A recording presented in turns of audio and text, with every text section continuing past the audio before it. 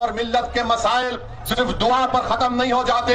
اگر میری یہ بات کسی کو تکلیف پہنچا رہی ہے تو میں معذرت چاہتا ہوں، مگر سچائی کو بیان کر رہا ہوں کہ صرف دعاؤں پر اکتفا کرنے سے قوم اور ملت کے مسائل حل نہیں ہو جاتے، بلکہ دعا کرنا بے حد ضروری ہے۔ اور دعا کرنے کے بعد میدان کارساز میں آنا پڑے گا، تاکہ تم کو یہ آزمانا پڑے گا کہ میری دعاؤں میں کتنا اثر ہے۔ جو قوم دعا کر کے میدان میں آ جاتی ہے، اللہ ان کو نصرت اور کامیابی سے ہمکنار کرتا ہے۔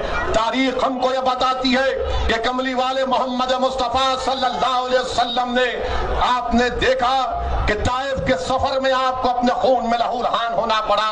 تاریخ ہم کو یہ بتاتی ہے کہ رسول اللہ صلی اللہ علیہ وسلم کے دندان مبارک شہید ہوئے۔ تاریخ ہم کو یہ بتاتی ہے کہ حق کی سربلندی کے لیے امام حسین نے باطل طاقتوں سے سمجھوتا نہیں کیا۔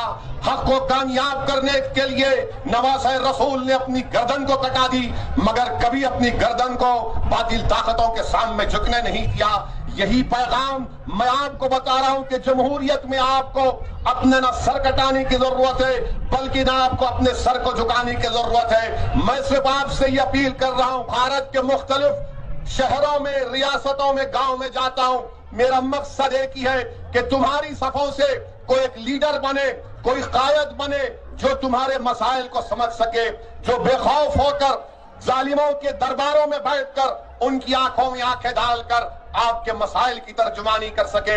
نوجوانوں، اگر آج تم متحدہ طور پر اپنے ووٹ کا استعمال کرو گے تو یقیناً تم اپنے مستقبل کو مضبوط کرو گے۔ میری عزتدار ماں اور بہنوں، آپ اویسی کا ساتھ مت دو، آپ ایک مرتبہ اپنا ساتھ دے دو۔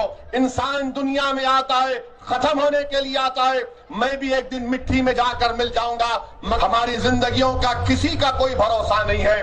ہاں، یہ بھی زندگی کی حقیقت ہے کہ ملک میں بڑے بڑے لوگ بڑے بڑے سیاسی عہدوں پر فائز ہو جاتے ہیں، کوئی مکھیہ منتری بن جاتا ہے تو کوئی پردھان منتری بن جاتا ہے تو کوئی ودھائک یا سانسد بن جاتا ہے۔ ارے ہم سب آئے، سب چلے جائیں گے، یہ وقتیہ شان و شوکت ہے، مگر جو لوگ زندگی بھر حق کے لیے کام کیے، جو لوگ اللہ اس کے رسول کی محبت میں اپنی زندگی کو وقف کر دیے، اللہ صبح قیامت تک ان کے نام کو زندہ رکھے گا۔ آپ گواہ ہیں کہ جنہوں نے اپنی زندگی کو اللہ اس کے رسول کے نام پر وقف کر دیا، جنہوں نے اللہ کی مخلوق سے محبت کی، وہ آج اس دنیا میں نہیں ہے۔ مخدوم شاہ ولی رحمت اللہ علیہ، مگر آج بھی ان کا آستانہ آباد ہے۔ جنہوں نے غریبی میں اپنی زندگی گزاری مگر حق کا ساتھ نہیں چھوڑا، بھوک اور فاقہ کشی کو اختیار کیا مگر دوسروں کی بھوک کو، اپنی تکلیف کو اپنی تکلیف سمجھا۔ یہی چیز ہے کہ صبح قیامت تک یہ اولیاء اللہ کی آستانے آباد رہیں گے۔ آج ہم کو ان اولیاء اللہ کی زندگیوں سے یہ سمجھنا، یہ سیکھنے کی ضرورت ہے کہ ہم کو انسانیت میں محبت کو پھیلانا ہے، ہم کو انسانیت میں نفرت کو خاتمہ کرنا ہے۔